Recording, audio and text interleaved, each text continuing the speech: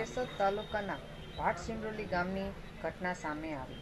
કેશોદ તાલુકાના ભાટ સિમરોલીના એરપોર્ટ ખાતે મજૂરી કામ કરતા નૈનાબેન નવીનભાઈ મકવાણા કેશોદ એરપોર્ટ ખાતેથી કામ કરી ઇકો કાર લઈ સિમરોલી રોડ પર જઈ અન્ય સાથે જનાર લોકોને ઉતારતી વેળાએ જયંતિભાઈ ડાયાભાઈ મકવાણા, લક્ષ્મીબેન જયંતિભાઈ મકવાણા, સુનિલ જયંતિભાઈ મકવાણા, સૌરભ જયંતિભાઈ મકવાણા તમામે એક સંપ કરી મજૂર ઉતરતા પહેલા જ દરવાજો ખોલી ફરિયાદી નૈનાબેન નયનભાઈ સાથે પ્રથમ બોલાચાલી કરી છેડતી કરવા અને ગળામાં પહેરેલ સોનાનો ચેન, સોનાની બુટ્ટી અને ચાંદીનું કડું પણ કાઢી જતા વખતે ધમકી આપેલ કે હું સરપંચ છું, મારું કોઈ કંઈ કરી લેવાનું નથી અને તમે બીજી વખત સિમરોલીમાં દેખાયા તો છરી મારી દઈશ ધમકી આપી જતા રહેલ હોય.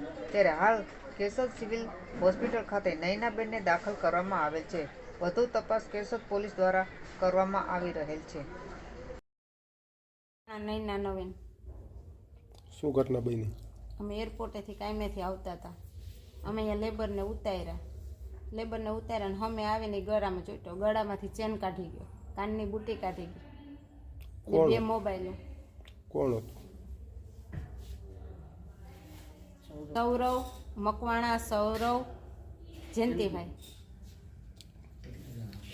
મકવાણા, નૈના નવીન, રહેવાસી ભાટ સિમરોલી. અમે એરપોર્ટેથી આવતા હતા. ઇકો ગાડી હતી અમારી પાસે. ત્યાંથી લેબરને ઉતાર્યા. ગાડી રોકીને એટલે અમે અહીંયા લેબરને ઉતાર્યા ને આવીને સીધી એને ગાયર કાઢી કે તમારું કહેવાનું શું છે? ધરાર બાંધવા આવ્યો અમારી પાસે. એટલે અમે એને કીધું કે અમારે જવું મોડું થાય તો એને દરવાજો ખોલ્યો અમારો ધરાર એને.